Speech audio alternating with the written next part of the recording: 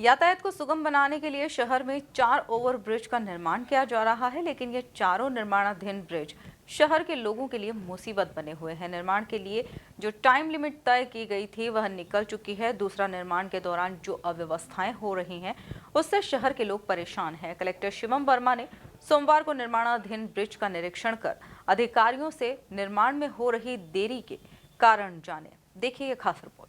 शहर के प्रमुख मार्ग और चौराहों पर हर समय लगने वाले यातायात जाम से मुक्ति दिलाने के लिए राज्य शासन द्वारा देवास नाका, सत्य साई चौराहा, मूसाखेड़ी चौराहा और आईटी पार्क चौराहे पर ओवरब्रिज का निर्माण करवाया जा रहा है।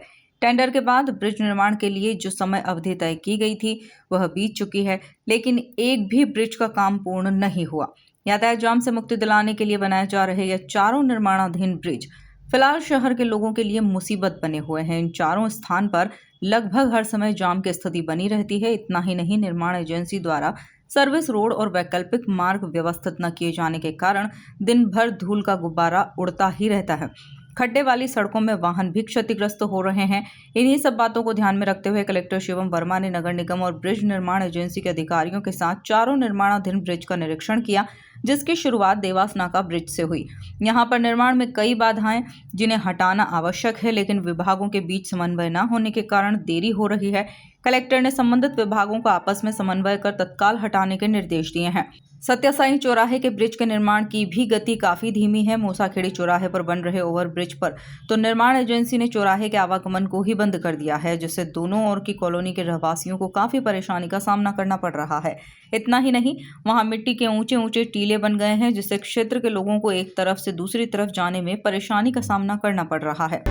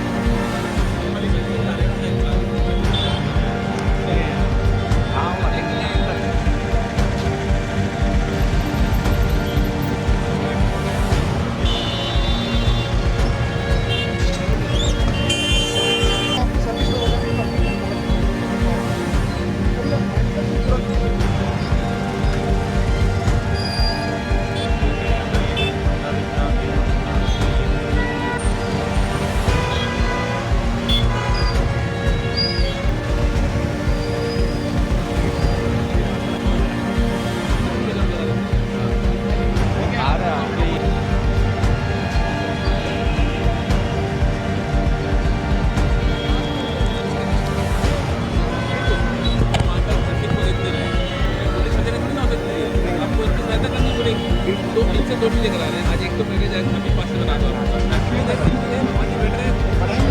पहले 3 का बना दो।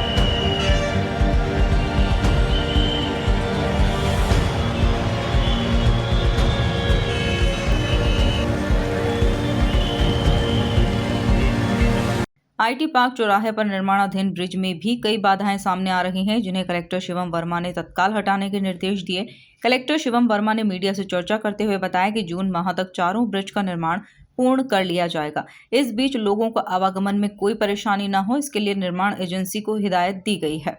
देखिए, जो हमारे 4 महत्वपूर्ण फ्लाईओवर बन रहे हैं उनके निर्माणों की समीक्षा की गई है, और इसमें जो कि सभी लोग, हमारे ट्रैफिक पुलिस, नगर निगम प्रशासन, जो एमपीआरडीसी जो एजेंसी इसको बना रही है, तो इन सभी जो फ्लाईओवर का निर्माण है उसकी समीक्षा की गई है। हमने देवास नाका, मूसाखेड़ी, सत्य साई और अपना क्रिस्टल आईटी पार्क, इन सभी फ्लाईओवर्स की समीक्षा की गई है, और जो भी यहाँ पे बाधा आ रही हैं उनको किस प्रकार से समय सीमा में हटाया जाए, इसके लिए बात की गई है। चूँकि ये सभी निर्माण का अत्यंत महत्वपूर्ण है और लगभग जून तक ये सभी काम जो है, इनकी समय सीमा रहेगी काम पूर्ण होने की।